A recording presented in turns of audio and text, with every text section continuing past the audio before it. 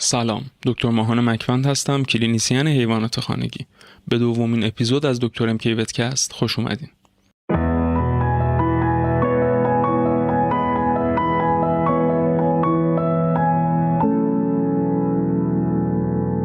خیلی خوشحالم که بار دیگه در خدمتتون هستم. جا داره در همین ابتدای کار یک تشکر ویژه‌ای داشته باشم از همه عزیزانی که حمایتمون کردن بعد از پخش شدن اپیزود اول و بدونید که خودمونم توقع نداشتیم که انقدر ریاکشن خوبی ببینیم ازتون و بدون شک باعث دلگرمی ما هست که از این به بعد بتونیم با انرژی بیشتری و با قدرت بیشتری این محتوا رو پیش ببریم و مطالب کاربردی و مفیدی واسهتون تولید بکنیم.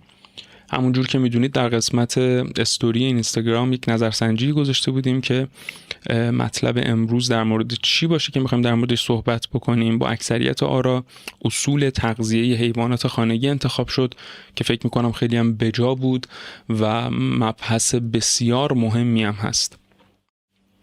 همونجور که میدونید مبحث تغذیه و انتخاب یک سبد غذایی مناسب برای هر پت و اصلا میتونیم بگیم برای هر موجود زنده از مهمترین ملزوماتی هست که ما باید نسبت بهش آگاهی داشته باشیم، اطلاعات داشته باشیم و بدون شک با تغذیه سالم میتونیم جلوگیری کنیم پیشاپیش از بسیاری از بیماری ها. میتواد حالا ارگان های داخلی باشه مثل کبد، کلیه، قلب، فشار خون و غیره و عرضم به خدمتون در کل ما میتونیم حتی یک زندگی شادتر و هپیتر و سرحالتری رو واسه پت خودمون به ارمغان بیاریم. جلوی مسئله اوورویت، اضافه وزن و چاقی رو بگیریم که در کنار این طول عمر بیشتری رو واسه پتمون به ثمر بیاریم و در کل کیفیت زندگی پت خودمون رو بالا ببریم. به صورت کلی حالا با تجربه‌ای که ما در مراکز درمانی داریم و سوال‌هایی که حالا در فضای مجازی ازمون پرسیده میشه میتونیم بگیم یک ضعف اطلاعاتی میونه صاحبین پت داریم در مورد تنظیم و چینش سبد غذایی و اصول تغذیه‌ای که باید رعایت بشه در حیوانات خانگیشون. البته در دنیا هم چنین مسئله‌ای وجود داره. به عنوان مثال تحقیقات نشون دادن که بیش از 50% پت هایی که در آمریکا زندگی میکنن میتونیم بگیم که درگیر اوورویت و چاقی هستن. حالا در ایران که تحقیقات خاصی وجود نداره ولی خب میخوام بهتون بگم این مسئله حتی یک مسئله جهانی هم هست.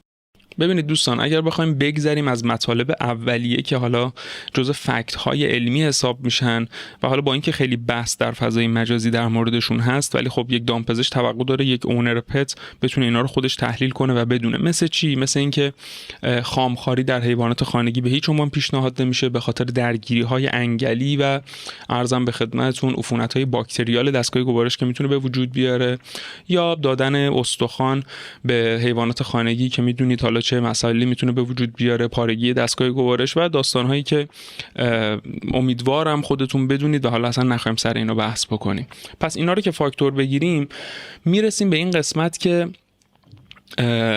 اصلا هر حیوان خانگی حدوداً به چند کالری در طول روز نیاز داره.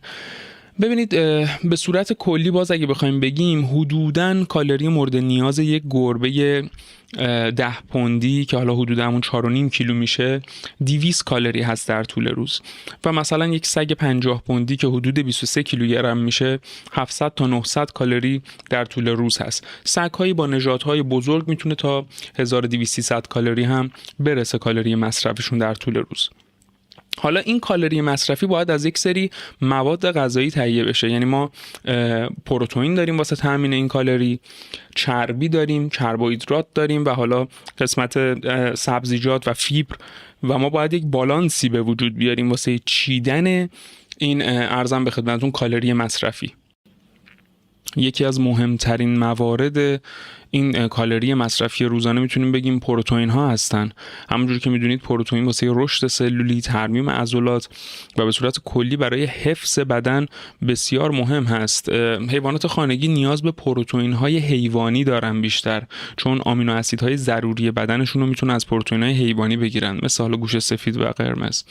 و این آمینو اسیدها میتونیم بگیم آرژینین هست، متیونین هست، هیستیدین هست، فنیل آلانین هست و حالا غیره. دومین قسمتی که قرار کالری مصرفی روزانه حیوان خانگیمون رو تأمین کنه بخش فت یا همون چربی ها هستن که میتونیم بگیم مهمترین منبع تأمین انرژی حیوان خانگیمون هم محسوب میشه. چربی ها به صورت حیوانی و به صورت گیاهی هستن و میتونیم بگیم هر گرم چربی بیش از 2 برابر هر گرم پروتئین یا کربوهیدرات میتونه انرژی آزاد بکنه. چربی ها خب اسیدهای چرب مورد نیاز برای حیوان خانگیمون رو تأمین میکنن، مثل امگا 3 که بسیار تاثیر مفیدی میتونه واسه پوست و قلب داشته باشه. همونجور هم که میدونید جذب برخی از ویتامین های محلول در چربی به واسطه همین مصرف چربی ها انجام میشه و تأثیر داره در تولید برخی از هورمون ها. سومین قسمتی که قرار کالری این سبد غذایی رو تامین بکنه بخش کربوهیدرات ها هستن که باز هم تأثیر خیلی مهمی در تامین انرژی دارن و حالا فیبرها هم وجود دارن که باز میتونن سلامت دستگاه گوارش رو به وجود بیارن. فقط در مورد فیبر یه نکته وجود داره که باید از فیبرهایی استفاده بشه که قابل تخمیر باشن در دستگاه گوارش حیوان خانگی، مثل گندم، برنج یا مثلا برخی از سبزیجات. یک مورد پایانی وجود داره که حالا به صورت ضمیمه میتونیم این رو بیان بکنیم، اونم مبحث ویتامین و مینرال ها هست. با اینکه ما این سبد غذایی که داریم میچینیم میتونه مینرال ها رو داشته باشه و ویتامین ها رو داشته باشه، ولی در برخی از موارد ما کمبود ویتامین ها و مینرال ها رو در حیوان خانگیمون داریم که میتونیم اون بخش رو با مکمل ها جبران بکنیم. ولی یه نکته مهم رو بدونید که چون من میبینم خیلی وقتها مصرف مکمل ها یک حالا قضیه روتین شده و بدون خیلی وقتا چکاپ و بررسی های تشخیصی اونر پت به این نتیجه میرسه خب من حالا این مینرال رو استفاده بکنم، حالا این ویتامین رو استفاده بکنم. ولی باید بدونید که مصرف بیش از حد ویتامین ها یا مینرال ها هم میتونه مشکل ساز بشه، مثل حالا مصرف بیش از حد ویتامین A که میتونه شکنندگی در استخوان ها به وجود بیاره، درد مفاصل به وجود بیاره، یا مصرف بیش از حد ویتامین D که میتونه باعث مشکلات کلیوی بشه. در کل باید بدونیم که در مورد مواد عالی همون مینرال ها باید مثلا ما بررسی داشته باشیم روی کلسیم، فسفر، منیزیم، سدیم، پتاسیم، آهن، کلور، یود و غیره. و باید بدونید که به عنوان مثال کلسیم و فسفر میتونن تأثیر مستقیم روی سلامت استخوان ها داشته باشن، یا مثلا منیزیم و پتاسیم و سدیم سلامت عضلات رو میتونن تضمین بکنن. به عنوان آخرین مورد هم در این بخش میخوام به مصرف آب بپردازم که باید بدونید که 60 تا 70% بدن یک پت از آب تامین شده و دسترسی بدون محدودیت به آب تمیز و تازه به صورت تمام وقت واسه هر پتی باید وجود داشته باشه. یه نکته مهمی که وجود داره باید بدونید تمایل سگ‌ها به مصرف آب کلا بیشتر از گربه هاست و بسیار مهمه که در فصل‌هایی که گرم هست یا محیط‌هایی که گرم هست یا اینکه زمانی که تحرک بیشتری داره سگمون آب بیشتری رو واسش مهیا کنیم یا بیشتر ترغیبش کنیم به مصرف آب. و میتونیم بگیم حتی در تایم هایی که اکتیویته بالاه و میتونیم بگیم حالا فصول گرمه، سگ ما میتونه بیش از 2 برابر زمان‌هایی که این اکتیویته رو نداره یا در محیط سردی است آب مصرف بکنه. در این قسمت می‌خوایم بپردازیم به تفاوت نیازهای تغذیه‌ای و سبد غذایی که بین گربه‌ها و سگ‌ها وجود داره. گربه‌ها میتونیم بگیم گوشتخواران اجباری هن و نسبت به سگ‌ها گوشتخوارتر محسوب میشن و نیاز به پروتئین حیوانی بیشتری دارن. همچنین سگ‌ها نسبت به گربه‌ها نیاز به تنوع غذایی بیشتری دارن و تعادل بین پروتئین، فیبر و مواد مغذی دیگه باید بسیار بیشتر رعایت بشه برای سگ‌ها. در کل میتونیم بگیم گربه ها به صورت کلی میتونند غذاشون فاقد محتوای گیاهی باشه، البته باید یک بالانسی هم در تغذیهشون رعایت بشه. ما باز این نکته خیلی مهمه که بدونیم تنها مصرف پروتئین هم برای گربه ها کافی نیست. به عنوان مثال نکته بسیار مهمی که وجود داره و من کیسشو بسیار داشتم، گربه‌هایی هستن به خصوص کیتن‌ها و بچه گربه‌هایی که در سبد غذاییشون درصد بسیار زیادی پروتئین وجود داره و مصرف بیش از حد پروتئین در صورتی که تعادل وجود نداشته باشه در سبد غذایی میتونه بالانس بین کلسیم و پروتئین رو به هم بزنه و باعث پوکی استخوان و درد استخوانی بشه. از طرف دیگه باز هم پت‌هایی رو داشتیم که با درصد بسیار زیادی از جگر تغذیه می‌شدن و به بیماری مسمومیت با ویتامین A دچار شدن. در کل پس این نکته بسیار مهمه که ما باید تعادل رو در نظر بگیریم. درسته میگیم گربه‌ها گوشت خوارند، ولی باز باید در سبد غذاییشون یک تعادل درستی و یک نسبت درستی از همه مواد غذایی وجود داشته باشه. و این نکته هم جا داره بگیم که نیازهای ویتامینی هم که بین این دو نوع از حیوان خانگی وجود داره متفاوتند. به عنوان مثال اون درصدی از ویتامین دی رو که یک گربه لازم داره اگر ما در اختیار سگ قرار بدیم بر اساس وزن بدنش میتونه مسمومیت زا باشه واسش. در کل سطوح بالای پروتئین و ویتامین در غذای گربه میتونه آسیب زننده باشه به کلیه و کبد سگ. پس نباید غذای یک گربه رو برای سگ استفاده کنیم. از سمت دیگه میتونیم بگیم غذای یک سگ خیلی جذابیتی نمیتونه واسه یک گربه داشته باشه و تأمین کننده نیازهای بدنش نیست به خاطر سطح پایینتری از پروتئینی که وجود داره. گربه ها کلا به پروتئین و اسید آمینه بیشتری نیاز دارن، به خصوص اسید آمینه تورین که اگر حالا میزانش در بدن یک گربه پایین باشه مشکلات قلبی مثل کاردیومیوپاتی میتونه ایجاد بکنه. خب وقتشه که یه استراحتی داشته باشیم و برگردیم و به این مطلب مهم بپردازیم که آیا غذای خشک و یا غذای مرطوب.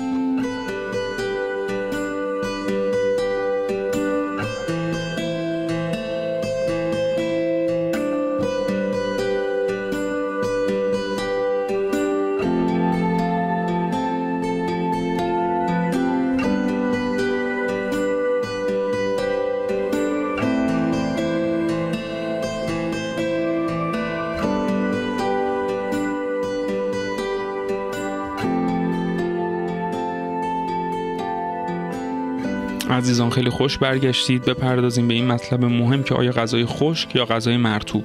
میتونیم بگیم هر کدام معایب و مزایایی دارن. به عنوان مثال در مورد غذای خشک یکی از مهمترین مزایایی که واسه یک اونر پت میتونه داشته باشه اینه که میتونیم بگیم حدوداً فساد ناپذیره، یعنی به راحتی فساد غذایی واسش به وجود نمیاد. در هر تایمی که بخواد به راحتی میتونه در دسترس پت خودش قرار بده و یه مقدار تسهیل میکنه غذا رسانی رو. یک نکته مهم دیگه ای که غذای خشک داره به خاطر اون جویده شدن و به خاطر اون حالا خراش های مکانیکی که به وجود میاره میتونه پلاک های دندانی رو برطرف کنه نسبتاً و یه مقدار برای سلامت دهان و دندان میتونه مفید باشه. در کنار اون میتونه مایچه های فک رو یه مقدار قوی تر بکنه و کلا این حس غریزی جویدن رو در یک حیوان خانگی میتونه ارضا بکنه. یک نکته مهم دیگه این هست که غذای خشک نسبت به غذای مویست خانگی، یعنی غذای آبداری که ما در خانه درست میکنیم برای حیوان خانگیمون، بالانس بهتری از نظر مینرال ها و ارزم به خدمتتون ویتامین ها و حتی کربوهیدرات و چربی و پروتئین داره. حالا در مورد اون غذاهای مویست تجاری صحبت خاصی نمیخوام بکنم چون بالاخره اونها هم یک بالانسی واسهشون در نظر گرفته شده.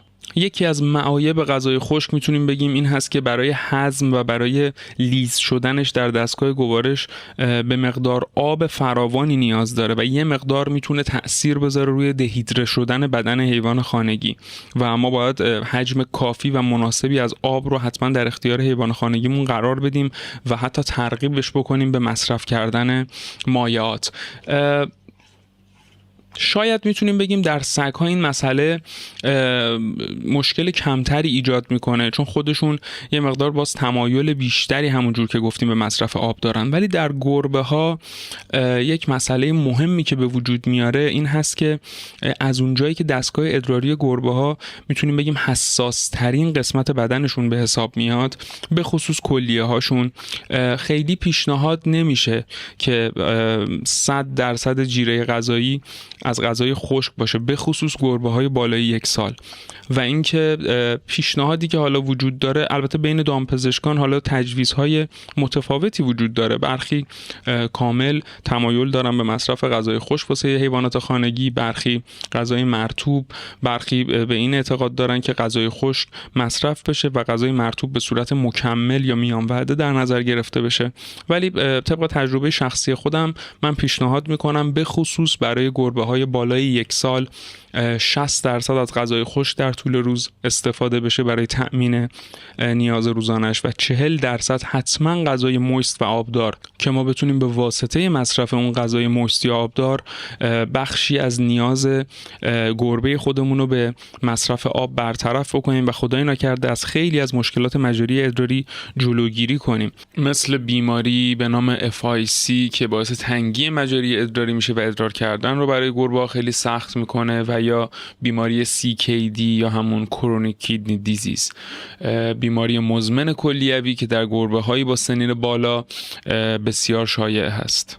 پس به صورت کلی اگه بخوام این قسمت غذای خشک یا غذای مرطوب رو یه جمع‌بندی بکنم، فکر میکنم بهترین حالت این هست که ما در طول روز بتونیم یک ترکیبی از این دوتا غذا رو در نظر بگیریم برای حیوان خانگیمون. حالا یا میتونن با هم مصرف بشن یا به صورت جدا. مثلا اگه یک حیوان خانگی 2 وعده در روز تغذیه میشه، یک وعده میتونه با غذاهای مرطوب یا مویست باشه و یک وعده میتونه با غذای خشک باشه، که در کنار این که ما داریم تمام نیازهای بدن پتمون رو سعی میکنیم با یک غذای بالانس تامین بکنیم، نیاز به مصرف آب بدن حیوان خانگیمون هم بتونیم تامین بکنیم.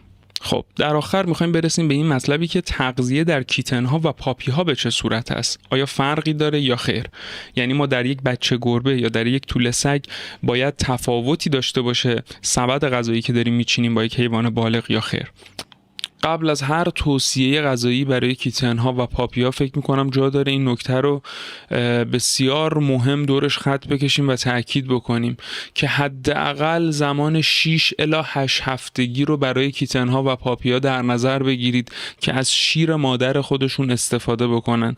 جلوی بسیاری از بیماری‌ها گرفته میشه، بسیاری از مسائلی که در سنین بالا واسهشون به وجود میاد جلوش گرفته میشه و میتونیم بگیم یک ایمنی خوب واسهشون پیدا میشه. و مطمئن باشید شیر مادر رو با هیچ مکملی یا با هیچ ارزم به خدمتون تغذیه دیگه‌ای نمیتونید شما جبران بکنید. پس 6 الی 8 هفته بهترین تایمی هست که بهتره کیتن‌ها و پاپی‌ها از شیر مادر تغذیه بکنن. در ادامه باید بدونیم که یک حیوان نابالغ چون در تایم رشد و نمو خودش قرار داره، به طبع نیاز داره که بیشتر کالری غذاش از پروتئین ها و چربی های مناسبش تأمین بشه تا کربوهیدرات و فیبر. پروتئین ها از این رو مهم هستن که بدن این حیوان داره عضله سازی میکنه و بالاخره با پروتئین ها ما باید جواب این عضله سازی رو بدیم، و چربی ها هم بسیار مهمن به خاطر جذب ویتامین ها و به خاطر سلامت بدن حیوان. پس این نکته در وهله اول حائز اهمیت است. یه نکته مهم دیگه نحوه غذادهی هست به کیتن ها و پاپی ها. میتونیم بگیم کیتن ها و پاپی ها خیلی شرایط در نظر گرفتن مقدار غذای مصرفیشون رو ندارن.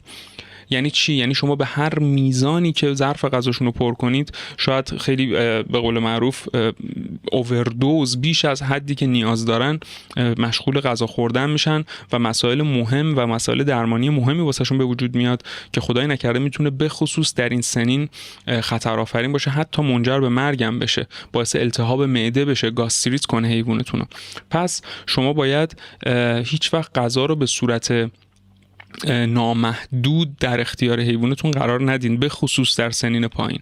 باید تایم داشته باشید واسه غذادهی. پیشنهاد میشه 4-5 بار در طول روز غذادهی رو انجام بدید بر اساس نیازی که حیوانتون داره، و اینکه جلوگیری کنید از التهاب هایی که میتونه در دستگاه گوارشش به وجود بیاد. میتونیم بگیم حیوانات با سنین پایینتر هم حساسیت بیشتری دارن به عفونت های باکتریال دستگاه گوارش. پس پیشنهاد میکنم غذاهایی که که غذاهای فساد پذیری هستند رو در تایم کوتاه‌تری در نظر بگیرید واسه مصرف کردن حیوانتون، یعنی بیش از حد بیرون نمونن، خیلی نگهداری نشن و خدایی نکرده منجر به این چنین بیماری هایی در پتتون نشن.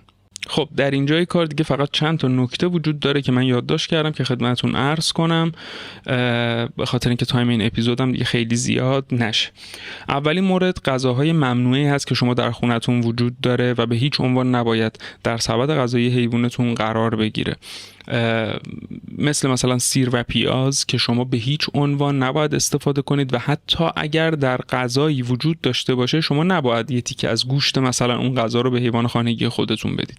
انگور، کشمش، آووکادو، شکلات، ارزم به خدمت شما، الکل، کافئین و حالا مثال های دیگه هم وجود داره که من الان حضور ذهن ندارم. با یه سرچ ساده هم حتما میتونید تمام موارد رو در بیارید و این اولین موردی است که مهم هست. یه سری مواد غذایی دیگه هم وجود دارن که پیشنهاد نمیشه شما استفاده بکنید، مثل ادویه‌جات که میتونن باعث آلرژی های غذایی بشن، تأثیراتی روی دستگاه گوارش بذارن، روی پوست حیوانتون بذارن، خارش‌هایی رو به وجود بیارن و حالا غیره. و نکته دیگری که وجود داره این هست که یک سوالی که خیلی از ما میشه این هست که مثلا پیام میفرستن و دایرکت میگن که نژاد حیوان من این هست و وزنش این هست، آیا چاق هست یا خیر. یه نکته مهم وجود داره در مورد تشخیص چاقی، اونم این هست که تشخیص چاقی نیاز به ریخت شناسی داره، نیاز به مورفولوژی داره. یکی از مواردی که ما میتونیم باهاش چاقی رو متوجه بشیم این هست که زمانی که با یک فشار نه خیلی زیاد روی ستون فقرات حیوانمون دست میکشیم، اگر به هیچ عنوان استخوان‌ها رو حس نمی‌کنیم و این پستی بلندی ستون فقرات رو حس نمی‌کنیم، میتونیم بگیم حالا درصدی کیسمون اوورویت داره. دنده ها هم به همین صورت هستن، توقع داریم با یک فشار خیلی منطقی بتونیم یه حسی داشته باشیم از اون پستی بلندی که بین دنده ها وجود داره. و آخرین نکته‌ای که جا داره عرض بکنم اونم این هست که جدا از در نظر گرفتن کالری که ما میتونیم حالا واسه مصرف روزانه یک حیوان خانگی داشته باشیم، به یک شیوه دیگه هم میتونیم مقدار غذای مصرفی حیوان خانگیمون حساب کنیم و اون حساب کردن 3% وزن بدن حیوان خانگیمون هست. یعنی هر حیوان خانگی در طول روز به 3% وزن بدنش مواد غذایی نیاز داره. حالا این بیشتر از نظر وزن هست که بتونیم بررسی بکنیم در طول یک روز حیوان خانگیمون چه مقدار غذا از نظر وزن نیاز داره. و در آخر پیشنهاد نمیشه که یک حیوان خانگی تک وعده‌ای باشه در روز. یک حیوان خانگی بالغ پیشنهاد میشه که حداقل 2 وعده در طول روز تغذیه بشه، با اینکه شاید نیازهای اولیه‌اش در یک وعده هم تأمین بشه، ولی اون خالی بودن دستگاه گوارش به خاطر تأثیری که حالا اسید دستگاه گوارش میتونه بذاره روی دیواره معده و مسائل دیگه، پیشنهاد نمیشه معده بیشتر از ارزم به خدمت شما 10 ساعت 8 ساعت خالی بمونه. خیلی ممنونم که همراه ما بودید. ببخشید اگر یه مقدار در این اپیزود سریع و با عجله مطالب بیان شد، چون حجم مطالب خیلی زیاد بودن. مطمئنم باز هم مطالب دیگری هستن که از دست من در رفتن و جا موندن، ولی باز اگه سوال و مطلبی بود حتما با ما به اشتراک بذارین. سعی میکنیم حداقل در اینستاگرام جوابگو باشیم و امیدوارم که زندگی خوب و خوشی و کنار پتای عزیزتون داشته باشین. تا اپیزود دیگه و قسمت دیگه، خدا نگهدار.